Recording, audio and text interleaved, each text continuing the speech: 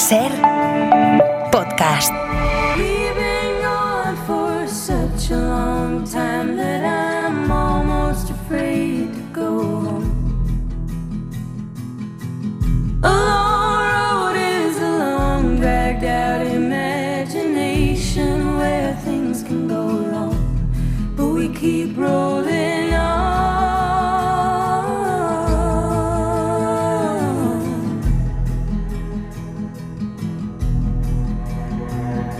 No, doctor, but if I was guessing, I'd say it was just growing pains. And painful as growing is, we can't forget it's hard to get to taking the reins, and we'll all be okay.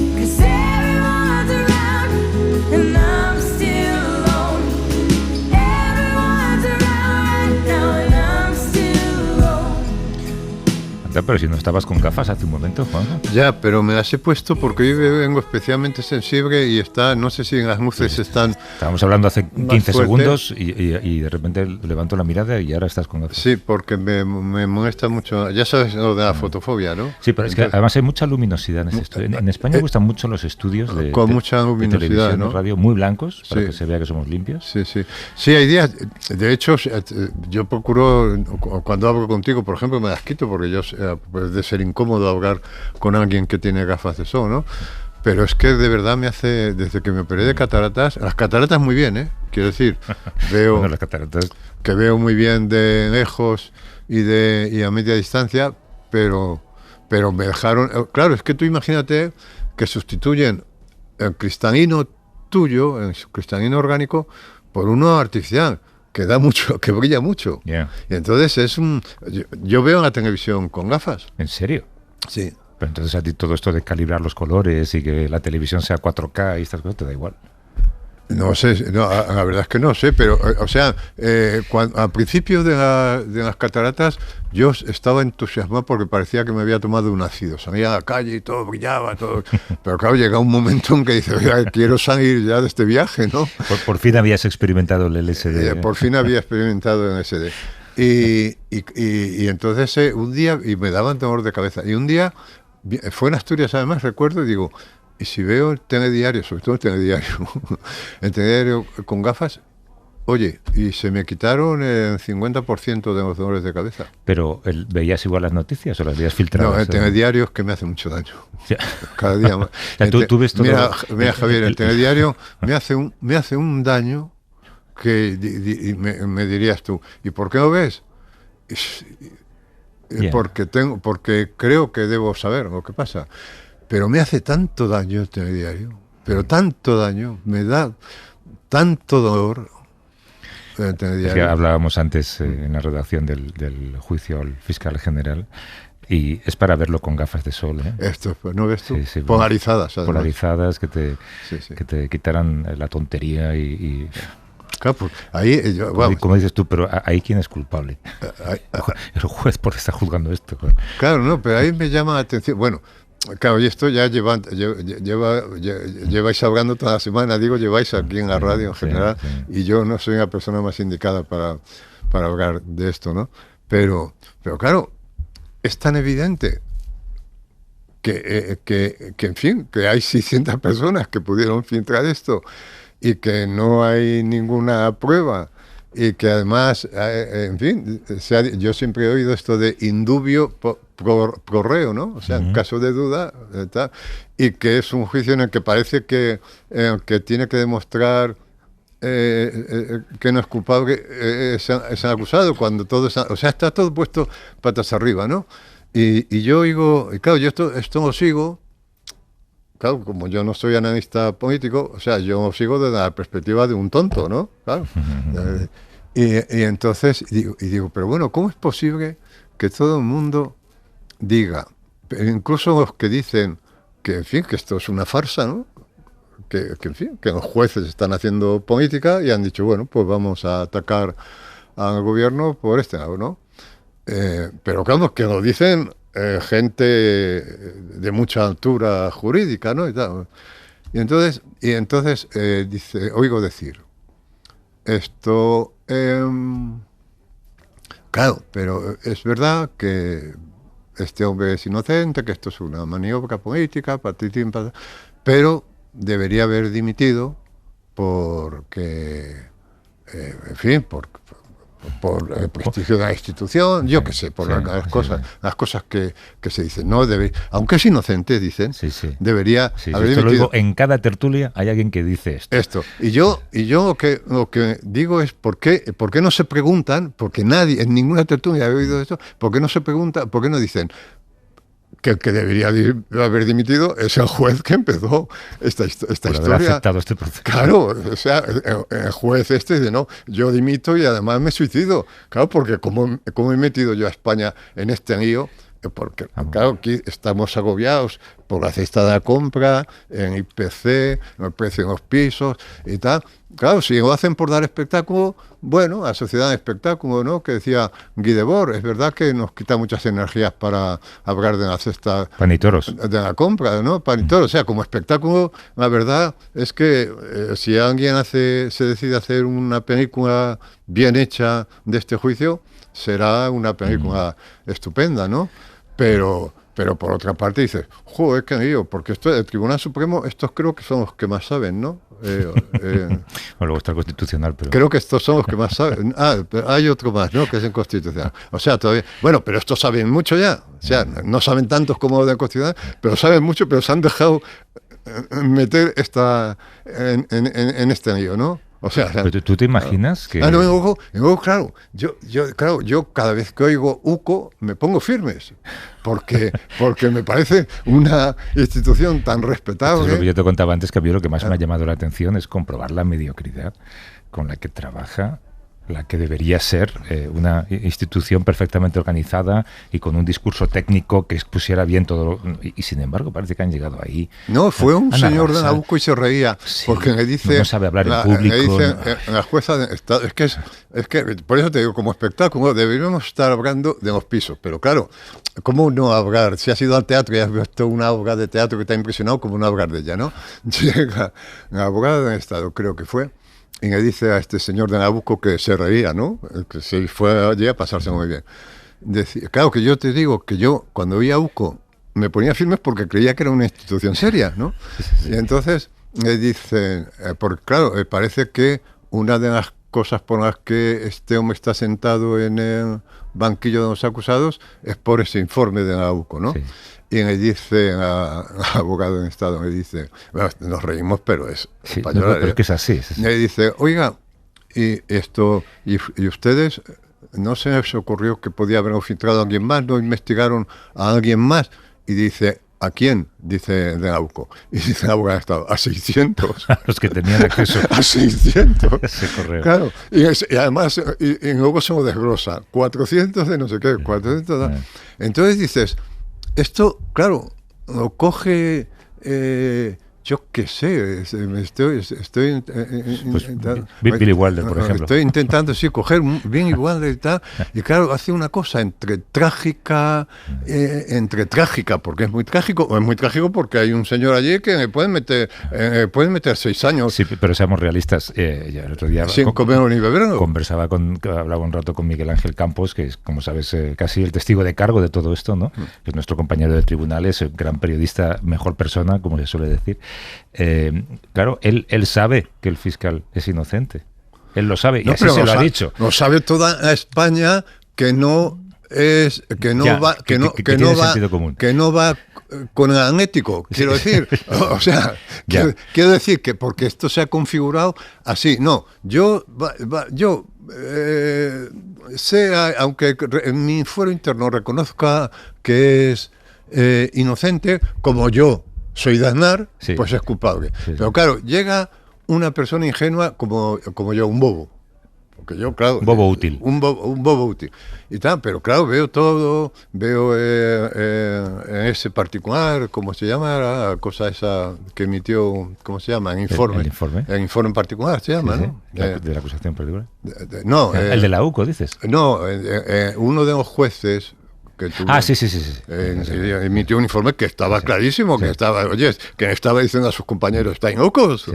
pero que se lo estaba diciendo con argumentos, ¿no? O sea, luego ves una relación de juristas de altísimo prestigio, doctores con tal, que dicen, esto es un disparate. Luego tú tienes tu propia opinión inevitablemente porque estás siguiendo el juicio. Dices, pero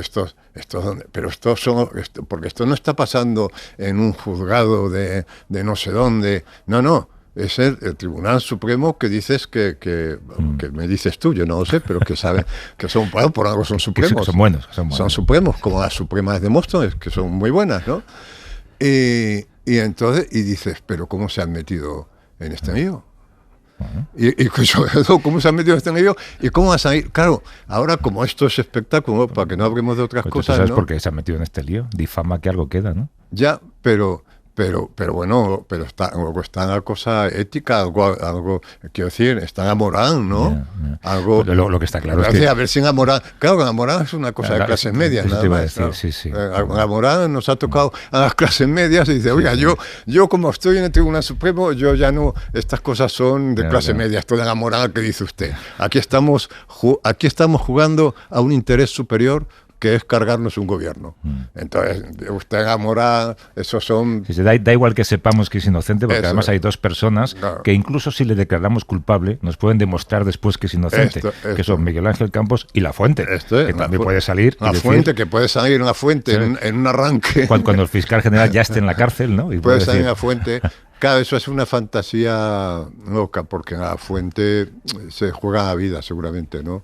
Sí, bueno, la vida laboral seguro. ya. Pero bueno, que es asombroso que tengamos que compatibilizar esto, que como espectáculo ya digo está, con la subida de precio de los huevos Pues es que no puedes ver telediarios. y tú. con las gallinas. No deberías. Me hace mucho daño, Javier. Pero me hace... Pero ¿y por qué no pasas a los concursos? Me hace tanto daño. Ya, pero es que luego pienso, joder, es que tengo una obligación moral. Es mentira, de saber dónde vivo. Si yo sé dónde... Esta es una si- red más si- en la que has caído y de la que no te puedes Si sales a desprender. la calle, ya sabes dónde vives, ¿no? Mm. Pero bueno, yo quería hablarte de una gallina. ¿Ah, sí? ¿Por qué? ¿De la gripe aviar? No. No, esto sí, porque para hablar del Supremo ya está la gente que sabe, Ya. ¿no? Ya, pero tú sabes de gallinas. Bueno, vamos a ver.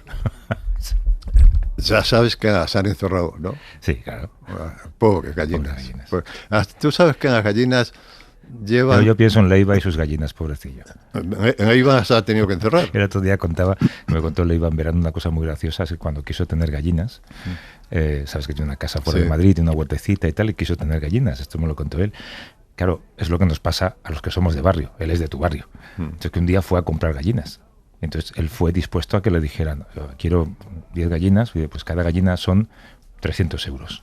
Y me decía, 2,95, tío. Sí, sí. Una gallina cuesta 2,95. Sí, y fíjate en lo que produce. Sí, pero claro, para los que nunca hemos comprado una gallina, Ya. si nos dicen que son 300 euros, pues diríamos, pues 300 euros. Sí. Pero es que, bueno, pero tú piensas en 300 euros porque inconscientemente al menos tienes consideración por las gallinas. Exacto, yo creo que mi imagen de las gallinas es buena. Es buena. Sí, la tú suya también. Tú eres una Él persona, estaba dispuesto a que una gallina valiera lo que él eres piensa. una persona como Dios manda, tú. Sí, sí. Porque en general a las gallinas les damos muy poca importancia. Esto, y las tratamos muy mal, las histerizamos, las movemos histéricas. Pero las gallinas llevan con nosotros como 9.000 años. 9.000 años. En Europa menos, en Europa unos 3.000. Pero en Asia y tal, o sea, casi tanto como el perro. Bueno, el perro debe llevar 15.000, me parece, por ahí, ¿no? Un poco menos. Y nos han dado un producto que es brutal, que es el huevo, sin contar la carne. Pero el huevo es perfecto. El huevo es una de las maravillas es una maravilla arquitectónica del universo, una maravilla arquitectónica. Que además tú sabes el esfuerzo que tiene que hacer una gallina para poner un huevo diario. La cantidad de calcio que tiene que producir ese cuerpo para hacer esa cáscara perfecta, con sus poros, su membrana que guardan oxígeno y tal. Y el huevo es un... Bueno, pues nada, las encerramos. Y yo, claro, siempre compraba huevos de corral.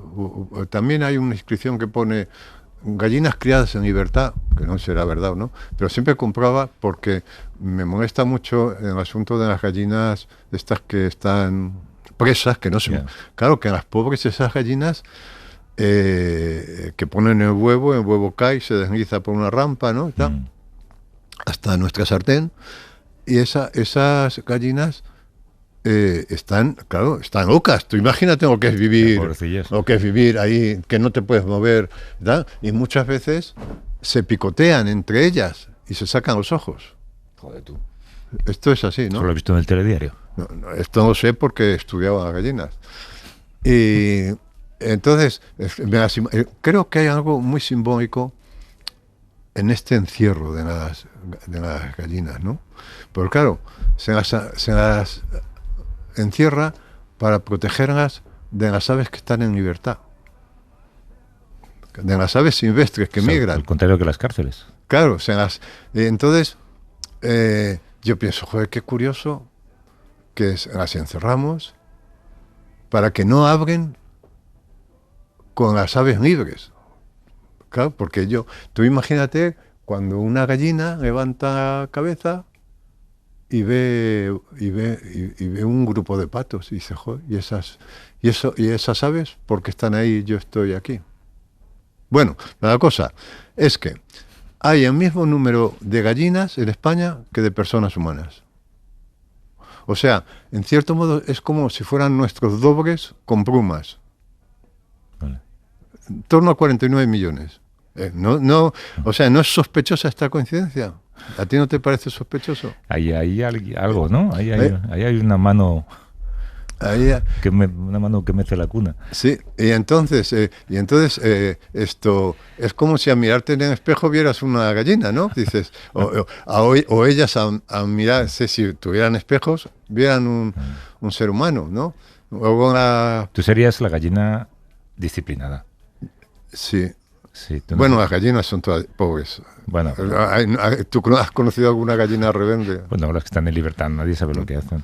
Y luego imitan los gestos, o sea, del mismo modo que nosotros, cuando a alguien queremos llamar al cobarde, hacemos ese gesto tan feo de mover los brazos como hagan ahí, ese gesto calla, sí. Tan feo, que es tan feo, ¿no? O sea, que imitamos a las gallinas porque son nuestras dobles, ¿no? Las gallinas nos imitan a nosotros. El gallo, cuando se pone así chueta, está imitando a un ser humano. Yeah. De hecho decimos, no te pongas gallito, porque nos están imitando a nosotros. ¿Es verdad? ¿No? Más cosas.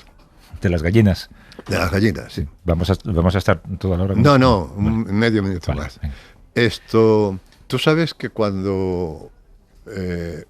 que tú sabes estos aviones que dejan una estela de vapor en el cielo. Sí, la que luego los conspiranoicos dicen que se usa para fumigarnos y controlar el pensamiento, sí, y tal. Sí. No sé qué. Claro, ¿por qué han encerrado las gallinas? Porque las aves silvestres, las que están en libertad, cagan en el aire y los excrementos con el virus caen. O sea, es una conspiración parecida, ¿no? Entiendo lo que digo, ¿no?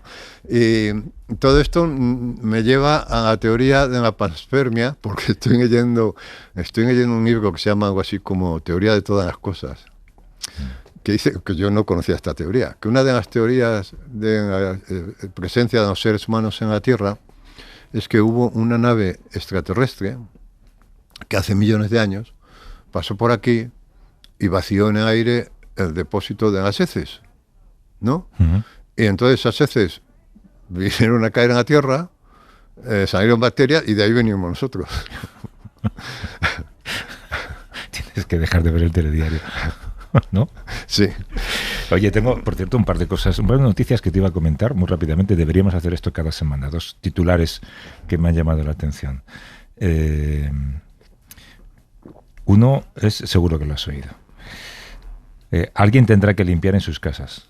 ¿Lo has oído? Bueno, sí, esto. Dices, ¿no? O sea, ¿cómo oyes esto? O sea, ¿cómo no se ha hablado? ¿Cómo? Dices, cállate, le estás diciendo, intentando con el pensamiento decir, no sigas, no te has dado cuenta. Pues sigue, ¿no? Alguien tendrá que recoger sus cosechas. Sí. Y alguien tendrá que poner los ladrillos de las casas. Sí. Luego vamos a vivir todos los demás, por los demás, me imagino que se refiere a los buenos. Sí. ¿No? Pero ¿cómo es posible Estos son los... que a mitad de recorrido esta mujer no se diera cuenta de lo que estaba diciendo? Yo por eso esto creo que no se ha hablado. Y entonces lo decías tú suficiente. que si no veo concursos, yo sí veo concursos y a veces con el pensamiento le doy una solución a los concursantes, ¿no? Por osmosis o... No, por osmosis, no. Por telepatía. Vale. Muchos concursantes ganan porque estoy yo ahí. O sea, vale, empujando, ¿no? El mundo no se acaba porque yo resuelvo todos los días el juego de los 7 errores de la vanguardia. Pero, o sea, qué peso en tu espalda eso, ¿no? Eso es un peso moral tremendo. ¿Sabes que un día decidí decir, lo dejo, que el mundo se acabe porque es una tortura? Pues no pasó. No, lo dejé. Y a las 3 de la mañana dije, Dios mío, no puedo, se va a acabar el mundo. Me levanté y lo resolví. Y era un día que era difícil. Gracias. O sea, el mundo no se acaba. Gracias a que yo resuelvo los 7 errores de la vanguardia y los concursantes, muchos concursantes de pasapalabra y tal, ganan porque yo telepáticamente les doy la solución. No. Y esto venía a que yo intenté que parara. Pero no había manera de parar, ¿no? Sino que ha dicho, y alguien tendrá que limpiar nuestros váteres. No, para ahí. No. Y nada, párate. Y no ha pasado nada, ¿eh? No ha pasado nada. El otro titular es de esta mañana, que lo he leído en El País, y esto lo cuento porque me ha hecho mucha gracia. Alguien tenía, digamos, una sociedad en común con alguien, hacían una cosa juntos y se han separado porque han discutido. Y entonces se le ha preguntado, ¿volveréis a trabajar juntos? Y dice ese alguien, ni muerto, antes abro un restaurante. Sí, esto, fíjate que yo no sigo a Andy Lucas, pero Andy y Lucas me siguen a mí, ¿no?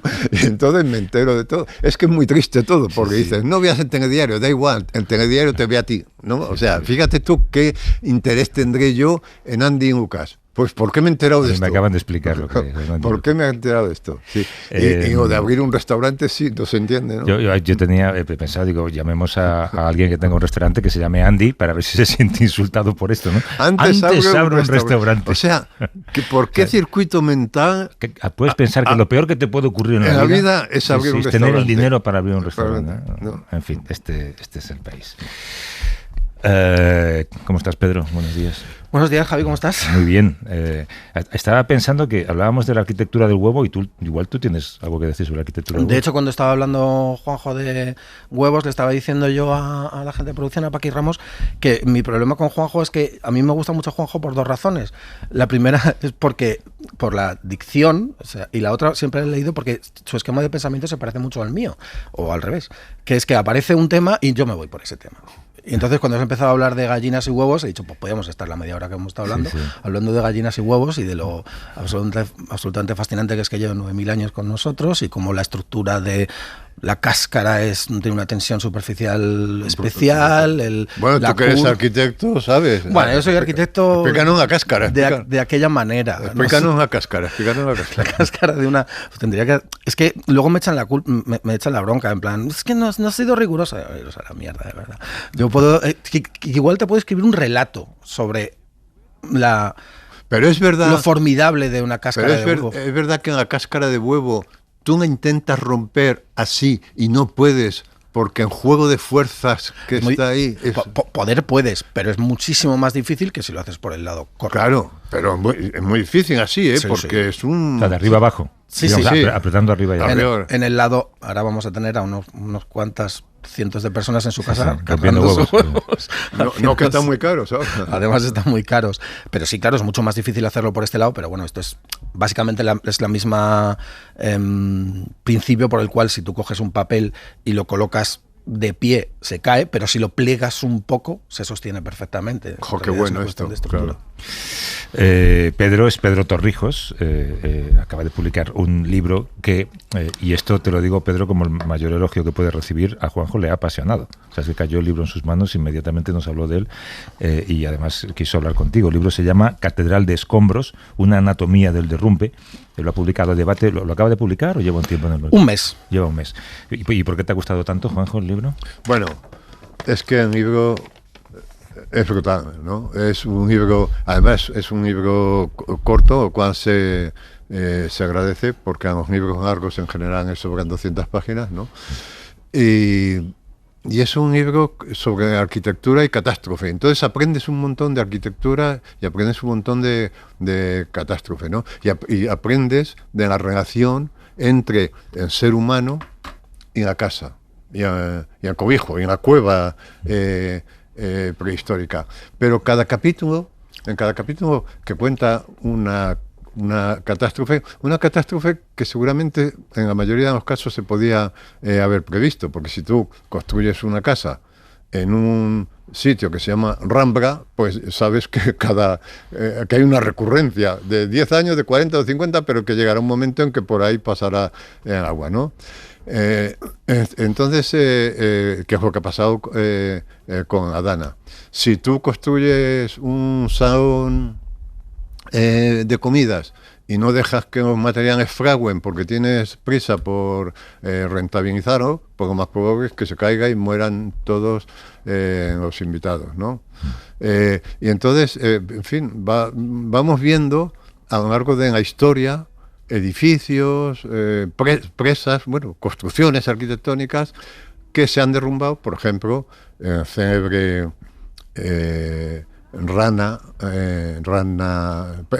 Plaza Rana Plaza de Bangladesh, que si tú te acuerdas, ahí estaban esclavos haciendo ropa para tiendas españolas como Inditex y tal, y se derrumbó porque tenía más edificios, más pisos de los que los cimientos podían soportar, y mató a un montón de gente, ¿no? Entonces, claro, y todo esto está contado en capítulos muy breves, pero con una estructura que es casi de thriller, casi de novela policíaca involuntaria. No digo que Pedro Torrijos lo haya intentado, pero me ha salido así, ¿no? Y entonces, claro, te está contando tu vida, porque la arquitectura es un cuerpo. La casa, cuando un niño me dice que dibuja una casa, dibuja en las dos ventanitas que son los ojos y en la puerta que son las ventanas. Es decir, que la historia de la humanidad se podría contar a través de la historia de la arquitectura, ¿no? Entonces, cuando tú unes la línea de puntos de todas estas catástrofes que Pedro Torrijos va contando en el libro, te sale una novela, un dibujo misterioso, que es una de las preguntas que yo tenía para hacerle, ¿no? Porque yo tengo una idea, pero o sea, cuando tú unes, Pedro, la línea de puntos de todas estas catástrofes que cuentas también, ¿qué pasa? ¿Apagas el telediario? Bueno, me hicieron una pregunta hace relativamente poco en una entrevista en Logroño para el festival Cuéntalo, un festival de narrativa. Y me dijeron, ¿tú cómo te has sentido al investigar esto y al escribir sobre ello? Y dije, pues mal, me he sentido mal. Y dije también una cosa, hay una frase en una de las ediciones más posteriores de Matadero 5, el libro de Vonnegut, en la cual Vonnegut en el prólogo dice que a veces se siente muy culpable de que el libro que le ha hecho rico sea un libro sobre una tragedia como la de Dresde, que él además vivió, ¿no? A veces, mientras yo estaba escribiendo Catedral de Escombros, de repente escribió un párrafo que me parecía especialmente bonito, especialmente bello, bien contado, y me retiraba como diciendo, joder, esto es muy bonito para lo que estás contando, ¿no? Al final, esa línea de puntos que une todos los capítulos del libro Yo creo que trata de rescatar fantasmas, lo conté también una vez. Porque cuando hay catástrofes de este tipo, cualquier tipo de catástrofes, no necesariamente arquitectónicas, pero casi todas tienen un poco que ver con eso, ¿no? Cuando hay ese tipo de catástrofes, al final se acaban reduciendo a un número, a una cifra, a una curva, y ese número se acaba convirtiendo solo en algo que acaba sin tener peso. Claro. Y termina siendo un arma arrojadiza, un argumento moral, y número. Murieron, y además los números no son los mismos. No es lo mismo que en Occidente mueran 68 personas o 229 que mueran en Bangladesh. En Bangladesh que mueran 68 personas o 200 es casi una estadística laboral. Tuvieron que morir más de 1.100 para que eso se elevara a la categoría de... En el Rana Plaza. En el Rana Plaza. 1.100 personas que estaban trabajando allí en condiciones... regulares de esclavitud, para las ropas que nosotros para ropas de compramos. Occidente, no específicamente para Inditex. No, pero Inditex era una de ellas. No, en el Rana Plaza Inditex se encontraron ropa de Inditex, pero no estaba Inditex. De Zara. Pero sí, se encontró ropa de Zara, pero nadie en Rana Plaza trabajaba en Inditex, pero trabajaban para Mango, trabajaban para Benetton, para el Corte Inglés. Pero es muy curioso porque unos pocos años antes se cayó otro edificio en Bangladesh, el Spectrum, que no hablé de él en el libro, lo estuve calibrando, donde solo, y pongo el gesto de las comillas para los oyentes, murieron 68 personas. Y ahí se fabricaba específicamente para Inditex. Y nadie se acuerda de eso porque eran 68 personas. Claro. Y en Bangladesh 68 personas es una estadística laboral. Bueno, y para el periodismo también, ¿eh? Esto lo cuentan mucho la gente que trabaja en internacional y en guerras, ¿no? ¿Cuántos senegaleses merecen una columna? Claro, ¿no? Sí, y es un poco eso. Entonces, mi idea con el libro sobre todo era dejar el número y hablar de las personas, porque las catástrofes no son números, al final son personas. Por eso en cada uno de los capítulos hablo de personas, menos cuando hablo de la Dana, que no es un capítulo específico, sino es un río que entra y sale por el libro, donde, aunque yo tengo muchas declaraciones y hablé con mucha gente, muchos afectados, no quise poner nombres específicos en este caso, porque me parecía una falta de respeto también para los que no iban a aparecer.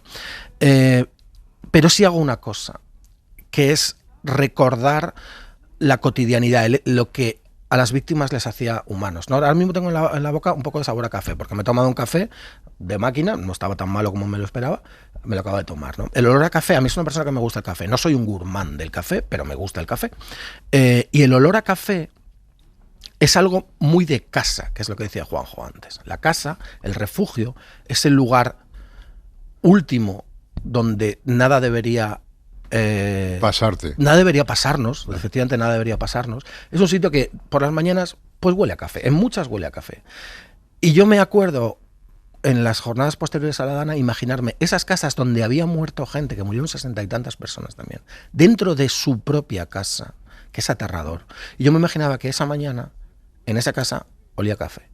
Y ya la mañana siguiente ya no iba a oler a café. Pero fíjate, tú hablas de la casa como refugio. Dices algo así como que la casa es el lugar en el que bajas la guardia. Donde se duerme sin armas. Sí, hay otra catástrofe que es inmensa, que es la de la gente que no puede aspirar a tener una casa. Bueno, con los sueldos que se pagan en España. Es muy difícil. Con esos jóvenes completamente desvalidos, defraudados, ¿no? Es una catástrofe occidental. Esto es un poco spoiler, pero estoy trabajando en un libro sobre eso. Y sí, es una catástrofe. Claro, pero es una catástrofe como todas las catástrofes que tú cuentas en el libro eran previsibles, creo que excepto la del Teatro de Washington, que se colapsó por la nieve. 1922. Sí, 1922. Creo que es la única donde realmente no era previsible, pero curiosamente se suicidaron el promotor y el arquitecto. O sea, los únicos que se suicidaron de todas las historias que cuentas son los únicos, son inocentes. Sí. Es curioso, ¿no? Sí, ahí lo que coloco es dos casos que se contraponen mucho, que uno es el caso del Teatro Knickerbocker en Washington. Y el otro ¿cuál es? El otro es el de Los Ángeles de San Rafael, de Jesús Gil. Jesús Gil, claro. Porque las catástrofes casi nunca tienen un culpable único. Recuerda lo de Jesús Gil, recuerda cómo hemos o le hemos ofrecido o le ofrecimos en su día una redención.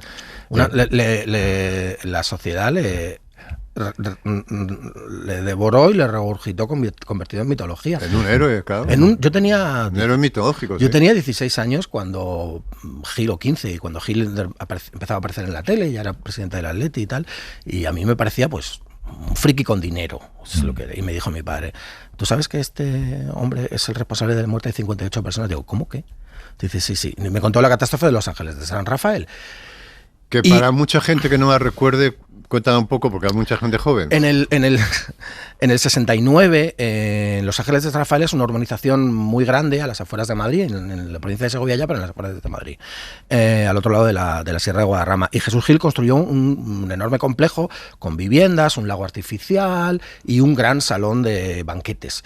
Y celebró una convención para la cadena de supermercados Spar, la cadena holandesa de supermercados Spar. El edificio se había terminado 3 días antes de la celebración de la convención, y el techo se vino abajo y mató a 58 personas y 140 y tantos heridos.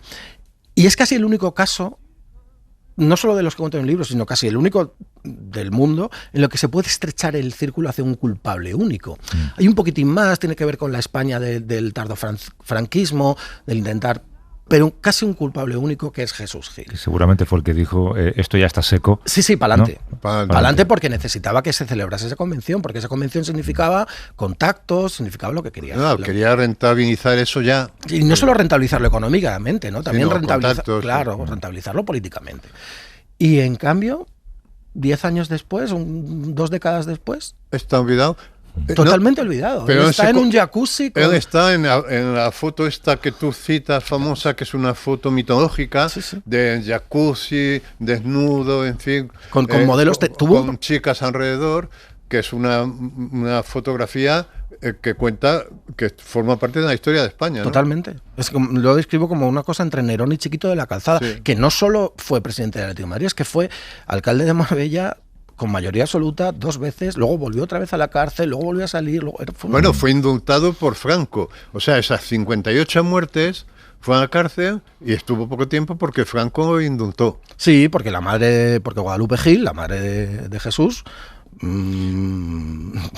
lo intentó hasta consiguió el indulto de Franco. Pero frente a eso están estos hombres que se suicidaron, y en el fondo el libro también habla de alguna manera del concepto del remordimiento. Sí. Ese capítulo se llama La culpa y el espectáculo. Pasan muchas cosas de las que nadie se arrepiente, y la última la tenemos presente en la figura de Carlos Mazón, ¿no? Sí, no lo sé, quiero decir, al final vivimos en un estado perpetuo de espectáculo, por así decirlo, en el cual la culpa íntima o ese remordimiento íntimo, que es el que hace que el promotor y el arquitecto del Knickerbocker se suiciden pese a que eran inocentes, se ha diluido completamente. Ya no tenemos esa sensación de culpabilidad íntima, sino huidas hacia adelante constantes, porque en realidad de alguna u otra manera estamos interpretando constantemente un papel. En el caso del presidente de la Generalitat, o en el caso de los expresidentes del Consell, y en el de otros que cito, es tú ya no es tanto por salvar tu culo, por llamarlo de alguna manera, sino porque efectivamente vivimos en una sociedad donde la figura, la pantalla, el cartel de tu póster, de tu película que estás interpretando, es más importante que tu verdadera persona. Entonces no tienes esa... es un tubo estático. Pero tú crees que el póster de Mazón tiene detrás una persona verdadera? No lo sé. O se confunde el póster con una persona verdadera. Lo desconozco. En último caso, además, es que lo desconozco. No interiorizado por ahí. Creo que es algo que le compete a otro tipo de escritor.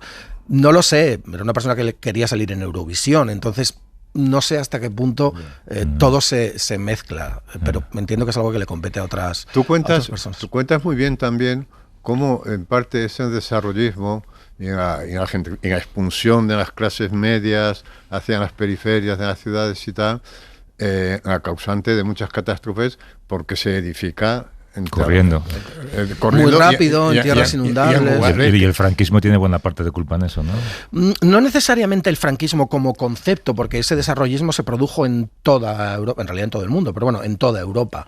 Esa especie de necesidad de construir a toda velocidad lo más rápido posible, construir y sobre todo planificar, hacer planeamiento urbano es algo que debería pensarse a 100 años. Que eran construcciones con aspiraciones de propaganda, más que de... Sí, claro, cualquier desarrollismo, el de España, el de Italia, el de Corea del Sur, siempre hay una aspiración de propagandística. El hecho de que el país va como una moto, vamos rapidísimo y fijaos todo lo que estamos haciendo. En el libro yo también hablo de las vidas de primera y de segunda. Lo que decíamos de la gente de Bangladesh frente a la gente de Occidente, claro. Y en este caso la gente de Valencia capital y la gente de la periferia, de la Horta Sud, de la periferia de Valencia. No es algo que la gente tenga la culpa, no la tiene, pero es así. Es decir, Valencia capital está protegida por el nuevo cauce del Turia, que se construyó a raíz de la riada del 58, que también mató a 81 personas, y las riadas las absorbe el nuevo cauce del Turia. En cambio, la Horta Sud, que son 500.000 personas, ojo, 500.000, estamos hablando de una cifra. O sea, en Valencia capital viven 800.000, en la Horta Sud 500.000. Y que además ya casi no hay diferencia entre pueblos. Tú pasas de Catarroja a Massanassa, de Massanassa a Sedaví, cruzando una calle. Es que cruzas una calle. Es toda una especie de gran conglomerado donde antes había pueblos relativamente pequeños y huertas, ¿no? Y en cambio estas no están protegidas. No están protegidas ni ingenierilmente, que no sé si es la mejor protección, pero al menos es una protección, sino... Cuando uso el término tierras inundables, uso la palabra inundable en sus dos, por así decirlo, sus dos significados. En el sentido de que si viene agua se inundan, en el sentido de se pueden inundar. Podemos dejar que se inunden. Yeah. Sí. Eso es lo que tú decías, bueno, Juanjo, que hablábamos antes fuera del micrófono con la población penitenciaria, ¿no? Hay gente que nace víctima. Claro, hay gente, ¿no? que dices, esta persona tiene que restituir a la sociedad o que tal. Sí, pero a la sociedad, o sea, ustedes miren código postal de la gente que está en la cárcel y a ver de qué han sido víctimas ellos, en gran medida. Eres víctima de haber nacido en una zona en la que te ha tocado. Inundable. Inundable, aunque no sea con agua. Hay algo muy... Yo soy de Villaverde, sé lo que es eso. Mira. Soy nacido y 50 años viviendo. Que muy desolador en tu libro, y es que no parece que se aprenda mucho de las catástrofes, ¿no? En la parte de la culpa y el espectáculo lo intento contarlo, ¿no? Es que al final es muy difícil aprender y al final en el epílogo lo digo también. Yo no sé si este libro, no me considero capacitado, y sería muy petulante intentar dar una moraleja o intentar dar una solución. Está implícita, ¿eh? Igual sí. No está explícita, pero implícita. O sea, es un libro de tesis. Yo siempre digo, los libros de tesis son malos, pero todos los libros tienen que tener una tesis. Todos los libros buenos. Seguramente. O sea, no está explícita. Seguramente tiene una y seguramente tiene más de una en realidad. Es que es muy difícil, porque estamos sometidos... Es lo que decía antes, el planeamiento urbano es una cosa que debería pensarse a 100 años. Nadie piensa a 100 años, nadie es nadie. Mucho menos una persona que se dedica a la política y tiene que hacer un plan de urbanismo. Pero en realidad es que vivimos tan inmersos en ese último, lo que pusiste en El País, ¿no? En el ruido y la señal, en tanto ruido que al final es imposible extraer una enseñanza de casi nada. ¿Cuál es la enseñanza que podemos extraer de esto? Implicaría derribar una estructura tan grande, porque el hecho de que Rana Plaza se venga abajo no implica solo el hecho de que ese edificio estuviese mal construido, que lo estaba, implica que las marcas occidentales dejen de fabricar su ropa en lugares que tienen la porosidad institucional como para permitir que se construya un edificio así, porque un edificio así ahora no se puede construir. En 2000 y pico no se puede construir un edificio así en Occidente. ¿Por qué no se cae una fábrica de Mango, de Benetton o de Inditex en Valdemoro? Porque no hay ninguna fábrica de Benetton o de Benetton en Valdemoro. ¿Por qué no? Entonces implica que tú no te puedes comprar una camiseta que cuesta 10 euros. Sí. Y que implica que al final todos somos cómplices. Pero no se debe culpabilizar a todo el mundo, no podemos vivir un estado de culpabilidad constante. Tienes ese sentimiento, ¿no? Yo quiero añadir, perdona, Javier. No te preocupes. Porque es que, porque no hay tiempo mucho para destripar en libro mucho, pero no bien que cuenta, por ejemplo, cómo nace el centro comercial, ¿no? Es que esto es maravilloso. Ahora, quería preguntarte, Tú utilizas mucho, como los arquitectos, el término colapsar.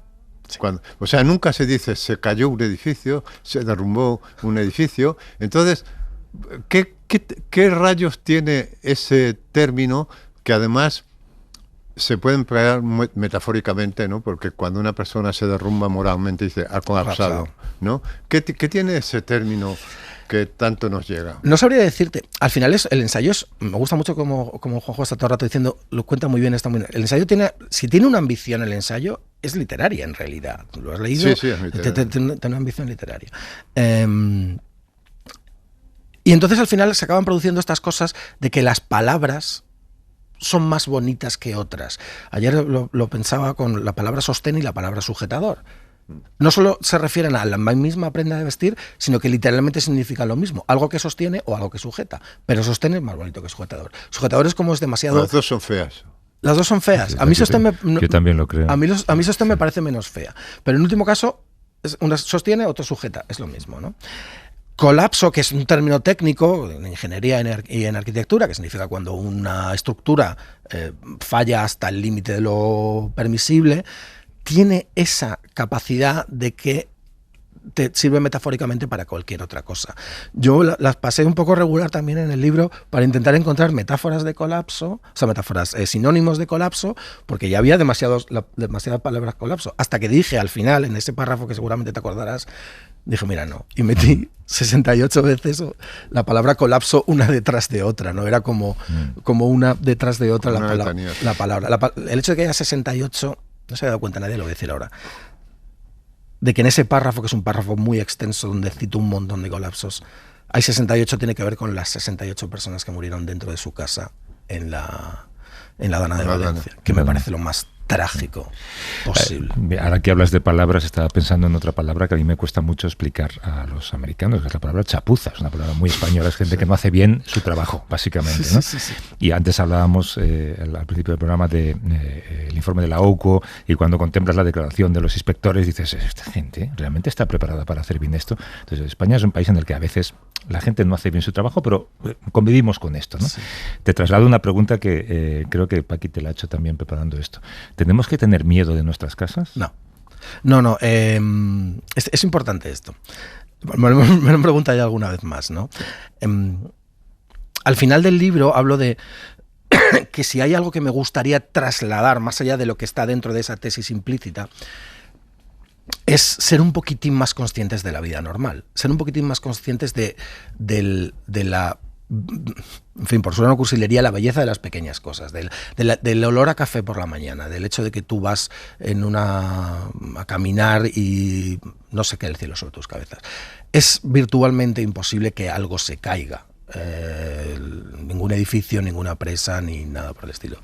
Cuando pasa es una consecuencia de muchos engranajes que han ido fallando, no solo uno, muchos. O sea, en el caso de Jesús Gil, y al final lo absolvimos y lo transformamos en estrella mediática, ¿no? Es muy, muy, muy, muy difícil. Y esto es un problema, porque cuando pasa algo, inmediatamente, cuando se cayó hace relativamente poco, unas semanas, en Madrid, un edificio, me llamaron de varias televisiones y varias radios para que opinara si se iban a caer las casas y tal. Dije, no quiero salir hablando de esto, primero porque ya no me dedico a esto, no soy un verdadero experto. Y segundo porque estaría contribuyendo a algo que en el libro intento hacer lo contrario, que es añadir más alarmas. No hay una alarma real sobre esto a este respecto. No, ya sabemos. Las posibilidades de que te pasen eso son muy inferiores a las de que te atropelle un coche. Sí, pero cuando pasa, tiene una dimensión moral. Efectivamente. Porque se cae tu refugio. ¿Cómo hemos hecho esto? Por Dios, ¿cómo hemos hecho esto? Cuando se cae tiene una dimensión moral y es la que a mí me interesa contar. Y de las personas que vivían allí. Que te agradezco la visita, Pedro Torrijos. El libro se llama Catedral de Escombros, una anatomía del derrumbe. Está publicado, está ya en la calle, ¿no? Sí, hace un mes. Por Debate. Gracias, Pedro. Muchas gracias, Javi. Muchísimas gracias, Juanjo. Para mí ha sido un honor. Bueno, estar contigo. Estaba pensando que Arzuaga, y se me quedó grabado, dijo esto una vez, nos dijo cuando estábamos comiendo un día, que a él le gustaría morir, que se le cayera encima la marquesina de un cine. ¿Te acuerdas? Sí. Porque como viene de arriba no sabes que te mueres, exacto, pero te mueres en el momento. Que hubo un caso aquí en la calle Fuencarral, en un cine.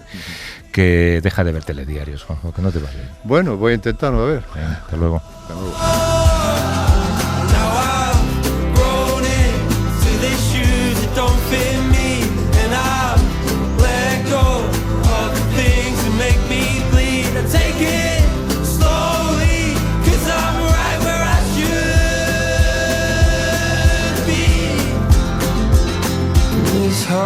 else is all I need. Para no perderte ningún episodio, síguenos en la aplicación o la web de la SER, Podium Podcast o tu plataforma de audio favorita.